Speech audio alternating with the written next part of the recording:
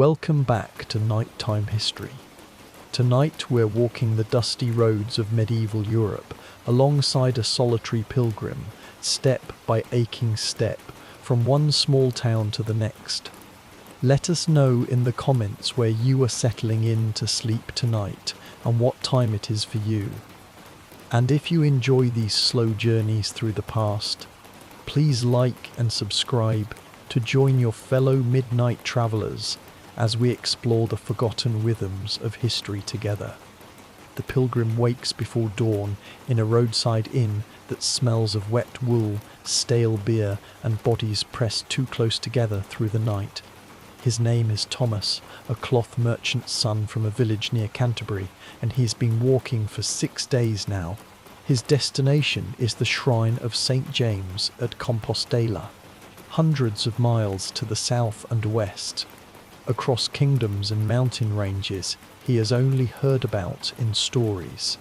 He is 23 years old, which makes him practically middle-aged by the standards of his time, and his reason for this pilgrimage is both simple and complicated. His younger brother died of fever last winter. His mother begged him to go, to pray for the boy's soul, to seek forgiveness for sins. Thomas isn't entirely sure he committed, but he agreed because refusing would have broken what remained of her heart. The inn is a single room above a tavern, and Thomas shares it with 11 other travellers. There are no beds, only straw mattresses laid directly on the wooden floor, and the man beside him has been coughing wetly all night, a sound that suggests his lungs are slowly drowning. Thomas has learned not to complain. In 6 days of walking, he has learned many things. He has learned that his leather boots, which seemed sturdy in the village, develop new blisters and weak points with every mile. He has learned that bread hardens into something resembling wood after 2 days in a sack, and that the only way to eat it is to dip it into whatever liquid is available, whether that is weak ale, vegetable broth, or puddle water when nothing else can be found. He has learned that the road is never truly empty, but neither is it crowded. There are always others walking, some alone like him, some in groups, and they pass each other with nods or brief words, sharing the unspoken understanding that they are all engaged in the same slow, grinding effort to move their bodies across impossible distances. Thomas rises in the dark and splashes his face with water from a bucket near the door. The water is cold enough to make his teeth ache, and it smells faintly of iron. He dries his face on his sleeve and begins the morning routine that has already become automatic. He checks his feet for new wounds, wrapping the worst of them in strips of linen he tore from an old shirt. He shoulders his pack, which contains a second shirt, a wooden bowl, a small knife, a leather pouch with 3 copper coins, and a heel of bread that is now 4 days old. The pack also holds a scallop shell tied to the outside with twine, the symbol that marks him as a pilgrim, that tells bandits and innkeepers and gate guards that he is travelling under the protection of the church, though this protection is often more theoretical than actual. The innkeeper, a woman with flour in her hair and suspicion in her eyes, takes his copper coin and hands him a cup of small beer and a bowl of porridge that tastes like wet paste mixed with ashes. Thomas eats it anyway, scraping the bowl clean with his fingers, because he has learned that hunger on the road is a specific kind of suffering, different from the occasional empty stomach he knew back home. Road hunger is constant, a hollow ache that walks beside you, that makes your thoughts slow and your legs heavy. So he eats the terrible porridge and drinks the sour beer and thanks the innkeeper, who does not acknowledge him. Outside, the sky is beginning to pale in the east, shifting from black to deep blue to a thin grey that promises rain. Thomas joins the small cluster of pilgrims gathering near the town gate. There are 5 of them this morning. An older woman in a brown cloak who walks with a staff and has not spoken a word in 2 days. Two brothers from Flanders who argue constantly in a language Thomas doesn't understand. A friar with a round, red face who talks too much and laughs too loud at his own jokes. And Thomas. They do not introduce themselves or make plans together. They simply begin walking when the gate opens, following the road south because that is the direction the road goes. The first hour of walking is always the worst. Thomas's feet are stiff and swollen from the previous day, and each step sends small bright pains up through his ankles and knees. His pack, which weighs perhaps 10 pounds, feels like it weighs 50. His stomach, briefly satisfied by the porridge, begins complaining again almost immediately. But he has learned that if he can endure this first hour, something shifts. His body remembers how to walk. His feet go numb in a helpful way. His mind begins to wander, which is both a blessing and a danger. A blessing because the time passes more easily when he is not thinking about the pain. A danger because a wandering mind can miss the ruts in the road, the stones that turn under your foot, the places where the path narrows near a steep drop. The landscape around them is neither beautiful nor ugly. It simply is. Rolling hills covered in sparse grass and scattered trees. Fields that have been harvested, leaving behind stubble and mud. Occasional farmhouses, low buildings with thatched roofs, and smoke rising from holes in the centre. No chimneys, because chimneys are for rich people and churches.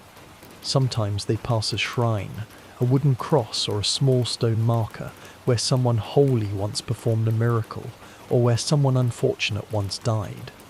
The friar always stops to pray at these, kneeling in the mud and moving his lips silently, while the rest of them wait with varying degrees of patience. By midday, they have covered perhaps 8 miles. Thomas's shirt is damp with sweat despite the cool air, and his throat is dry. They stop near a stream where the water runs clear over smooth stones, and he kneels to drink, cupping the water in his hands and gulping it down until his stomach sloshes. The two Flemish brothers produce cheese and hard sausage from their packs and eat without offering to share, which is fair because Thomas has nothing to share either. The old woman nibbles on something that might be dried fish. The friar, who apparently carries no food at all, watches them all with hungry eyes until one of the brothers takes pity and tosses him a piece of cheese the size of a thumb. Thomas unwraps his stale bread and forces himself to eat it slowly, letting each bite soften in his mouth before swallowing. He has learned that eating too fast on an empty stomach leads to cramps that can double you over on the roadside. While he eats, he watches the stream and thinks about nothing in particular. This is one of the unexpected gifts of pilgrimage. At home, his days were filled with tasks and voices and the constant need to be useful. Here, there is only walking and the slow passage of landscape and the steady rhythm of his own breathing. His mind, freed from its usual burdens, drifts like smoke. He thinks about his brother, tries to remember the exact shape of his face, and finds the memory already fading. He thinks about the girl he kissed once behind the church, wonders if she has married yet, decides it doesn't matter. He thinks about the shrine at Compostela, tries to imagine what it will feel like to arrive there, and cannot. They walk through the afternoon under a sky that threatens rain but does not deliver. The road climbs gradually, and Thomas feels it in his thighs and calves, a deep burning that never quite becomes unbearable, but never quite fades either. They pass other travellers going the opposite direction, a merchant with a cart pulled by a tired donkey, a knight on horseback with 2 servants walking behind, a family of 4, the parents carrying bundles and the children, barefoot and silent, trailing like ghosts. No one speaks beyond brief greetings. Everyone is absorbed in their own private endurance. As the light begins to fail, They reach another small town, this one barely different from the one they left that morning. The same wooden buildings clustered around a church, the same muddy streets, the same suspicious faces watching from doorways as the pilgrims enter. The friar knows of an inn here, or claims to, and leads them down a narrow lane to a building that leans slightly to one side, as if it grew tired centuries ago and never bothered to straighten up. The innkeeper is a man this time, thick-armed and surly, and he wants 2 copper coins for a space on the floor and a bowl of whatever is cooking in the pot over the fire. Thomas haggles half-heartedly, knowing it will do no good, and hands over the coins.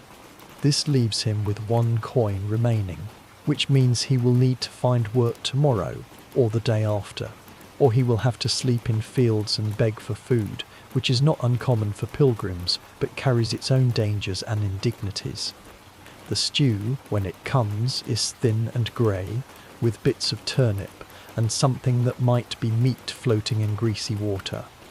Thomas eats it with his fingers because there are no spoons, soaking his bread in the lukewarm liquid until it becomes soft enough to chew. Around him, other travellers do the same, hunched over their bowls, silent except for the sounds of eating and the occasional cough or sigh. After the meal, Thomas climbs the ladder to the sleeping room and claims a spot near the wall, away from the door where drafts will blow through all night. He removes his boots and immediately regrets it when the smell of his own feet, sharp and yeasty, joins the general miasma of unwashed bodies and damp wool.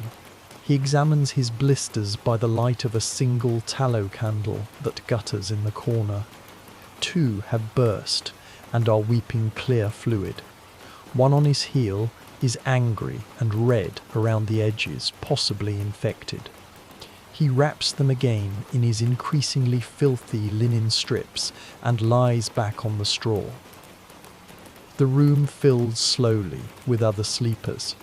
The old woman, the Flemish brothers, the friar, strangers whose names he will never know and whose faces he will forget by next week. They arrange themselves on the floor like fallen logs, and within minutes the air is filled with the sounds of snoring, coughing, the rustle of straw, someone muttering prayers or curses in their sleep. Thomas lies awake longer than the others, staring at the dark ceiling and listening to the rain that has finally arrived, pattering on the roof above him. He thinks about the miles ahead, the weeks of walking still to come, and feels a kind of hollow resignation that is not quite despair, but is certainly not hope. He thinks about his brother again, wonders if this suffering counts for anything in the economy of souls and sin that the priests are always describing. He doubts it, but continues anyway, because there is nothing else to do. The rain continues through the night, a steady drumming that turns the roads to thick mud by morning. Thomas wakes to the sound of it and lies still for a moment, considering his options. He could stay here another day, wait for the weather to clear, spend his last copper coin on shelter and thin soup. Or he could walk anyway, because staying means falling behind some invisible schedule he has created in his mind, some calculation of how many miles per day will get him to Compostela before winter makes the mountain passes impassable. He chooses to walk. The other pilgrims make the same choice, or perhaps they simply have no choice at all. They gather in the dim light of early morning, wrapping their cloaks tighter, checking their packs, avoiding each other's eyes in that particular way people do when they are about to share misery together. The innkeeper watches them leave with neither sympathy nor contempt, just the blank expression of someone who has seen 1,000 pilgrims pass through and will see 1,000 more. The road has transformed overnight. What was hard-packed earth yesterday is now a slick channel of brown water and churned mud that sucks at Thomas's boots with each step. Within half a mile, his feet are soaked through. Within a mile, The hem of his cloak is caked with mud that adds extra weight to every movement. The rain falls steadily, not hard enough to be dramatic, but persistent enough to find every gap in clothing, every weak seam, until water is running down his back and pooling in his boots. The old woman slips twice in the first hour, catching herself on her staff both times, but the second fall leaves her breathing hard, and Thomas sees fear flicker across her face. The Flemish brothers argue about whether to turn back, their voices rising and falling in their incomprehensible language, until finally they seem to reach some agreement and continue forward. The friar, oddly cheerful despite everything, begins singing a hymn in Latin, his voice cracking and off-key, until one of the brothers tells him to shut his mouth. Thomas walks with his head down, watching his feet, focusing on the simple mechanical task of placing one foot in front of the other without falling. His thoughts, usually so prone to wandering, narrow to immediate concerns. The cold seeping into his bones, the chafing of wet wool against his neck, the growing certainty that he is developing a new blister on his left big toe. He counts his steps sometimes, losing track around 300 and starting over, just to give his mind something to do besides catalogue his discomfort. They pass no one going their direction.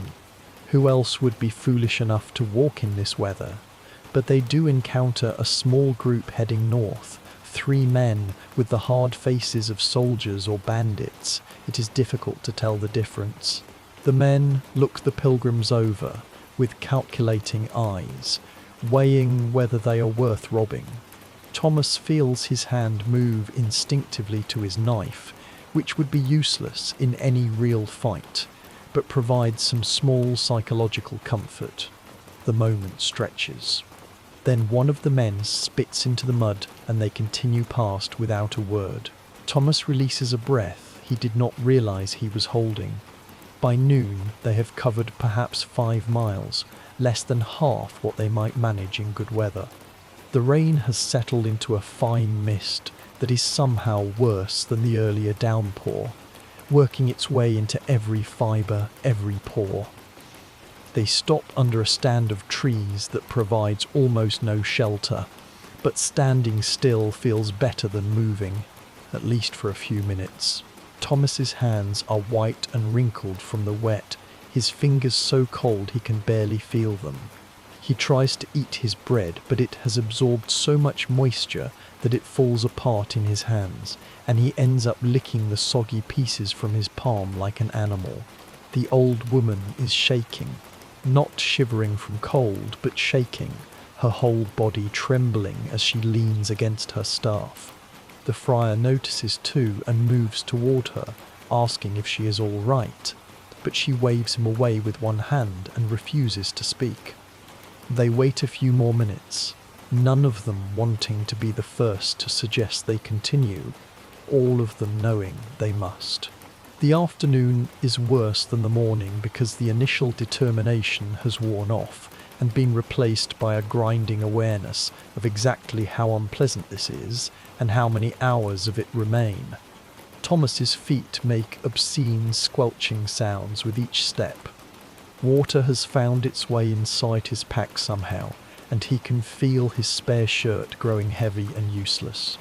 His legs ache from the constant effort of pulling his boots free from the sucking mud. A new pain develops in his lower back, a deep cramping sensation that makes him want to bend double, but he cannot afford to stop again, so he walks through it. They pass through a village so small it barely deserves the name. Just 4 or 5 houses and a chapel that looks like it might collapse if you leaned against it too hard. An old man sitting in a doorway watches them pass with rheumy eyes, but offers no greeting. Smoke rises from one of the houses, and Thomas smells bread baking, a smell so wonderful and out of place in this wet misery that it almost makes him weep. But there is no inn here, no place for travellers, so they continue walking. The landscape has changed slightly. The hills are steeper now, the forests thicker. Thomas has heard that bandits prefer these stretches of road where the trees press close and offer hiding places. He finds himself watching the shadows between the trunks, his exhaustion competing with a thin current of fear that keeps him alert. But they see no one. The rain and mud have emptied the world. As evening approaches, the mist finally begins to lift, revealing a sky of solid grey that promises more rain to come. They reach a crossroads where a stone marker indicates distances to towns Thomas has never heard of. One of the Flemish brothers studies the marker for a long time, tracing the carved letters with his finger before shaking his head and pointing down the left fork. They have no choice but to trust him. None of them have maps. They are following rumours and the advice of other pilgrims, and the general principle that if you keep heading south and west, eventually you will reach Compostela, assuming you do not die first. The town they reach just before full dark is larger than the previous ones, with actual streets and what appears to be a proper market square, though at this hour it is empty except for a few chickens pecking at nothing.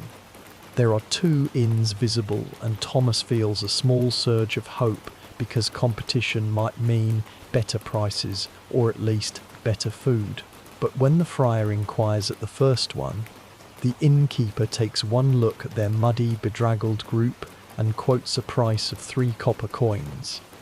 The second inn is no better. Thomas stands in the street with rain starting to fall again, harder now, and does the mathematics of his situation. He has 1 coin. Sleeping outside in this weather is possible, but dangerous. He could wake with a fever or a cough that turns into something worse. He has seen other pilgrims on the road, hollow-eyed and stumbling, dying slowly from illnesses that started as nothing more than getting too cold and too wet. But spending his last coin means having nothing tomorrow, and the next town might be 2 days away. The old woman solves his dilemma by producing a small leather purse from somewhere in her cloak and handing the innkeeper enough coins for all of them. She does this without speaking, without looking at their faces, and Thomas understands that she does not want gratitude or conversation. She simply does not want to sleep alone in a stable or under a hedge, and she has the means to prevent it. They follow her inside without a word. This inn is slightly better than the others. The sleeping room has a fireplace, though the fire is small and does more to create smoke than heat. The stew is thicker, with actual pieces of carrot and onion visible in the broth.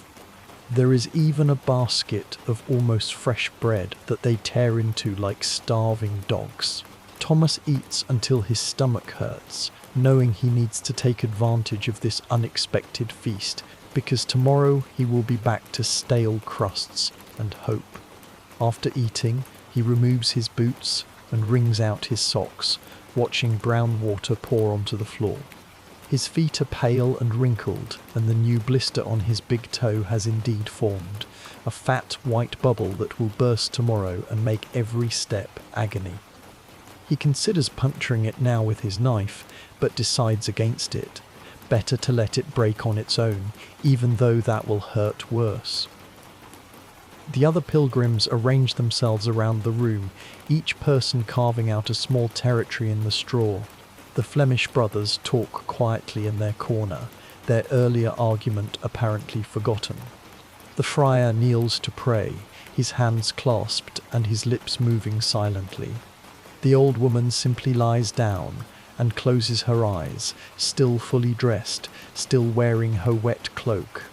Thomas lies on his back and listens to the rain on the roof and the crackling of the inadequate fire. His body aches in so many places that the pain becomes almost abstract, like something happening to someone else. He thinks about the miles behind him and the miles ahead, and cannot decide which seem more impossible. 6 days ago, when he left his village, he had imagined pilgrimage as a kind of spiritual journey, full of meaningful moments and divine revelations.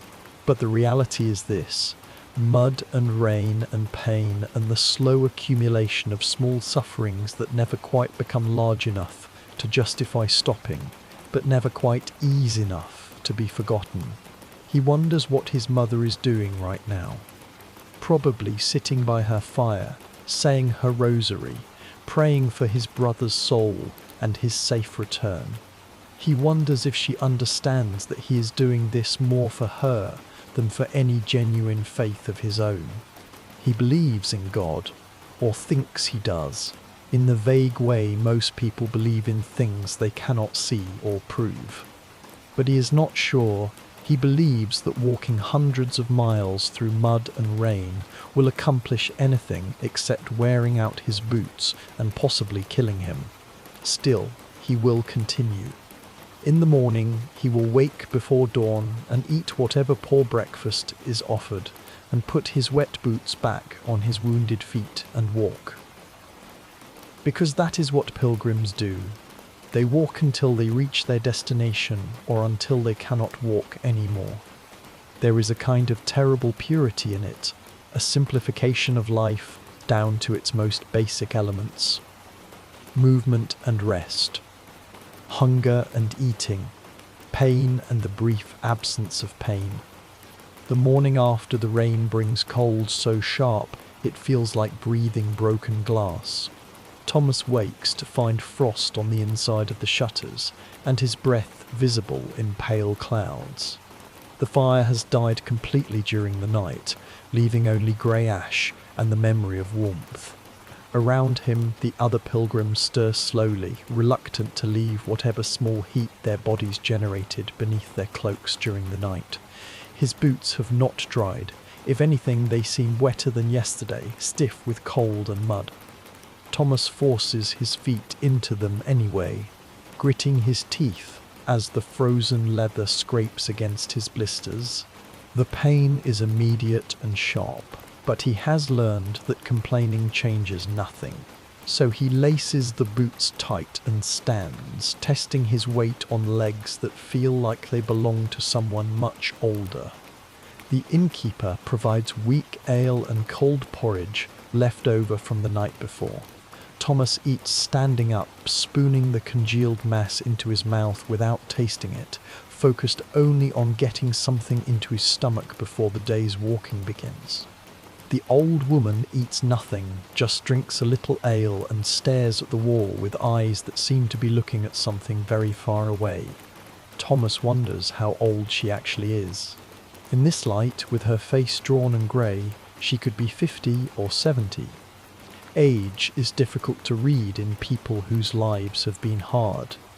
They leave the town as the sun rises, a pale disk behind thin clouds that provides light but no warmth. The road is frozen now, the mud from yesterday locked into hard ruts and ridges that make walking treacherous. Thomas slips twice in the first 100 yards, catching himself both times, but wrenching his ankle on the second fall. He walks it off, ignoring the new throb of pain that pulses with each step. The landscape has changed again overnight. Everything is touched with frost, the grass silver white, the bare trees outlined in ice. It would be beautiful if Thomas had any capacity left to appreciate beauty, but he has discovered that sustained physical discomfort narrows your world to immediate concerns. The frost, the cold, the knife edge of wind that cuts through his damp cloak. These are the things that matter. These are the things his mind returns to over and over, like a tongue probing a sore tooth. They walk for 2 hours before the sun burns through the clouds, enough to begin melting the frost.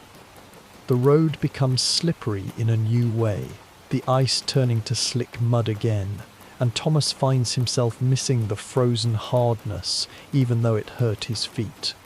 At least frozen ground was predictable. Now each step is a gamble. his boots sliding and catching and threatening to dump him face first into the muck. The Flemish brothers are arguing again, their voices sharp and accusing. Thomas does not understand the words but recognizes the tone. One of them wants to turn back. The other refuses. This is clear from their gestures, from the way one keeps pointing behind them, while the other shakes his head and points forward. Finally, the one who wants to turn back throws up his hands in disgust and simply stops walking. His brother walks on for 50 paces, then stops too, looking back. They stand like that for several minutes, separated by empty road, neither willing to yield. Thomas and the others keep walking. It is not their argument. Every pilgrim must make their own choice about when to continue and when to stop. After a while, Thomas glances back and sees both brothers following again, the one who wanted to turn back trudging along with his head down and his shoulders slumped in the posture of defeat. By midday, they have reached a stretch of road that runs through dense forest. The trees press close on both sides, their bare branches interlacing overhead to create a kind of tunnel. The temperature drops noticeably in the shade, and Thomas feels his hands going numb despite being tucked under his arms. The friar has stopped singing. No one speaks. The only sounds are their footsteps and their breathing and the occasional crack of a branch somewhere in the woods. Thomas thinks about bandits again. This is exactly the kind of place they would choose. Isolated, shadowed, with plenty of cover and no witnesses. He touches his knife for reassurance and immediately feels foolish. What would he do if they were attacked?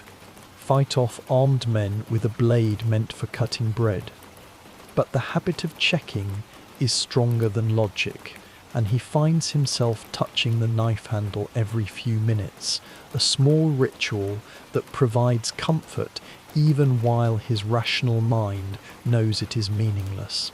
They pass a shrine, a wooden cross tilted at an angle with a small carved figure of Christ that has been worn smooth by weather and time. Someone has left an offering of withered flowers, though who and when Thomas cannot imagine. The friar stops to pray as always, and this time the old woman joins him, kneeling slowly and with obvious pain. Thomas waits with the Flemish brothers, all of them silent, all of them looking anywhere except at each other. When the prayers are finished, they continue. The forest seems to go on forever, mile after mile of the same bare trees and frozen ground. Thomas's mind begins to wander again despite the cold and fear. He thinks about a conversation he had with his father before leaving, the old man telling him that pilgrimage was a waste of time and money, that God cared more about honest work than walking to distant shrines. Thomas had argued, defending his mother's request, defending the whole tradition of pilgrimage. But now, stumbling through this frozen forest with numb feet and an empty stomach, he wonders if his father was right. What is he doing here? What does he hope to accomplish? His brother is dead. No amount of walking will change that. The priests say that prayers offered at holy sites carry more weight, that suffering endured for spiritual purposes earns merit in heaven. But how is anyone supposed to know if it is true? Thomas has never seen heaven or hell. He has only the priest's words, and priests benefit from people believing in the power of pilgrimage.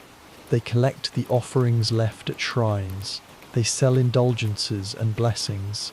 They have every reason to encourage this endless walking. These thoughts are dangerous, Thomas knows. Doubting the church is doubting God, and doubting God is the first step toward damnation. So he pushes the thoughts away and focuses on walking, on the simple animal task of moving his body forward through space. One foot, then the other, then the first again. This is something he can understand without faith or doubt. This is just mechanics. The forest finally opens into cleared land again. Fields lying fallow for winter, a distant farmhouse with smoke rising from its roof. The sight of human habitation after hours of empty woods makes Thomas realize how tense he has been, how tightly he was holding his shoulders. He relaxes slightly, though the cold and pain remain unchanged. They walk through the afternoon under a sky that threatens more rain but holds it back, teasing them with the possibility. Thomas's feet have gone beyond pain into a kind of burning numbness. He can feel wetness in his right boot and knows that one of his blisters has burst, that he is walking in his own blood and fluid, but there is nothing to be done about it. Stopping to change the bandages will only make his feet colder, and the bandages themselves are already so filthy that they probably do more harm than good. The old woman is struggling. Thomas has been watching her for the last hour, noticing how her steps have become shorter, how she leans more heavily on her staff, how she pauses every few minutes to catch her breath. The friar has noticed too and walks beside her now, offering his arm, which she ignores with a small shake of her head. She is determined to walk on her own strength or not at all. As the light begins to fail, they crest a hill and see a town spread out below them, larger than any they have encountered in the past 3 days. Thomas can see a church with a proper bell tower, several substantial buildings, what might be a manor house on the far side. This is a real town, not just a cluster of hovels, and the sight of it gives him a second wind, a small burst of energy that carries him down the hill faster than he has moved all day. But when they reach the town gate, they find it closed. A guard stands beside it, a bored-looking man with a spear and a thick cloak. He looks them over with the same calculating expression Thomas has seen on every guard's face, trying to decide if they are worth the trouble of letting in. The friar does the talking, explaining that they are pilgrims, that they have coin for lodging, that they will cause no trouble. The guard listens without expression, then says something about a toll for entering after sunset. 2 copper coins per person. The friar argues, citing church law that says pilgrims should be allowed free passage. But the guard just shrugs. His town, his rules. Thomas has no coin. The Flemish brothers pool their resources and come up with enough for themselves, but no extra. The friar has nothing. The old woman reaches for her purse again, her hand trembling, but this time when she opens it, Thomas sees that it is nearly empty. She has perhaps 6 or 7 coins left, not enough to pay for everyone. They stand in the growing dark, the 5 of them, and face the mathematics of survival. The old woman could pay for herself and 1 other person. That would leave 3 outside the gate. Or some of them could sleep outside and beg for food in the morning. Or they could try to find another way in, though getting caught would likely mean being beaten or imprisoned, or both. The old woman makes the decision for them. She counts out coins for herself, for the friar, and for Thomas. She hands them to the guard without looking at the Flemish brothers, without explaining her choice. The brothers understand immediately. They begin arguing again, their voices rising, one of them stepping toward the old woman with his hand out, demanding she reconsider. The guard lowers his spear slightly, a warning. Thomas wants to give his coin back, to say that the brothers need it more, but the truth is he does not know if that is true, and more importantly, he is afraid. Afraid of spending a night outside in the cold. Afraid of what might happen to him alone in the dark. So he says nothing. He takes his coin and follows the old woman and the friar through the gate, and he does not look back at the brothers standing in the road. Inside the town, they find an inn quickly. The old woman pays for a room, for food, for a space near the fire. They eat in silence, the 3 of them, not looking at each other, not acknowledging what just happened. Thomas's food tastes like ashes in his mouth. He knows the brothers will probably be fine, that they will find a barn or a church porch to shelter in, that they have survived worse. But he also knows that he chose his own comfort over their welfare, and that this choice reveals something about himself that he would prefer not to see. Later, lying in the straw near the fire, Thomas thinks about the nature of pilgrimage. He had imagined it would make him better, more holy, more worthy of God's attention. But instead, it seems to be stripping away the pleasant illusions he held about himself, showing him exactly how selfish and afraid and small he actually is. Maybe that is the point. Maybe pilgrimage is not about becoming better, but about seeing yourself clearly, about walking until all the comfortable lies fall away and only the truth remains.